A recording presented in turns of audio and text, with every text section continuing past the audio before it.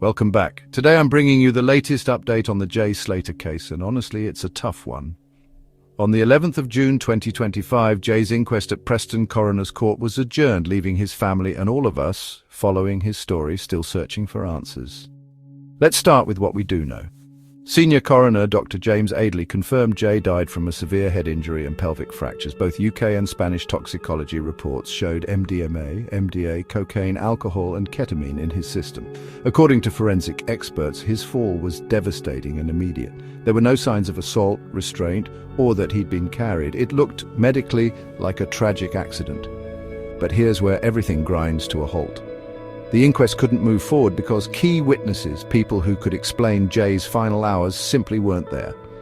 Jay's mum, Debbie Duncan, made an emotional plea in court, urging authorities to find and question them. She said, "We want these people sat in front of us because our son went on holiday and didn't come back, and who can blame her?" So who exactly is missing?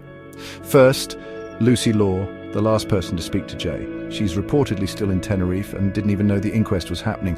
Then there's Brad Hargreaves, one of Jay's friends, currently away on a family holiday but willing to testify later.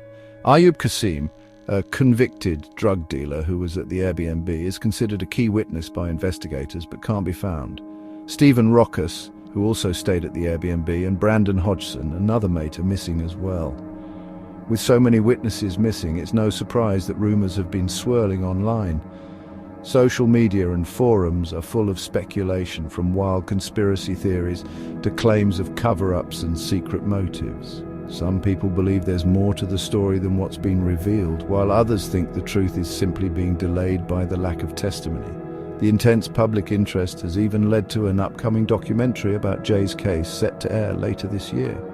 The filmmakers promise exclusive interviews and new insights, hoping to shed light on the unanswered questions and keep the search for truth alive.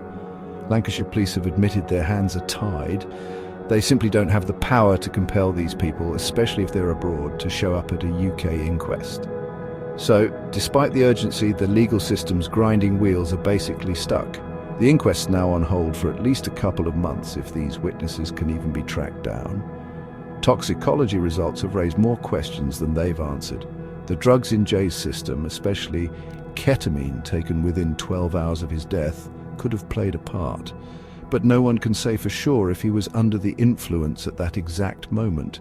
And then there's the unspoken truth. The involvement of drugs might be why some witnesses are keeping their heads down. The biggest questions remain. Was Jay alone when he left the Airbnb that morning, or did someone else know more? Did he simply get lost and slip, or was there something else? Pressure, fear, or even a threat that sent him into that dangerous ravine. Without these witnesses, we're left with blanks no coroner's report can fill. Jay's family are desperate for answers, and honestly, so am I. The coroner's promised one last push to find these missing people, but even he admits it's a long shot. Meanwhile, time ticks on and the story stays painfully incomplete. As always, if you've got tips or insights, reach out, like, subscribe, and share to keep Jay's story alive, for his family and for the truth.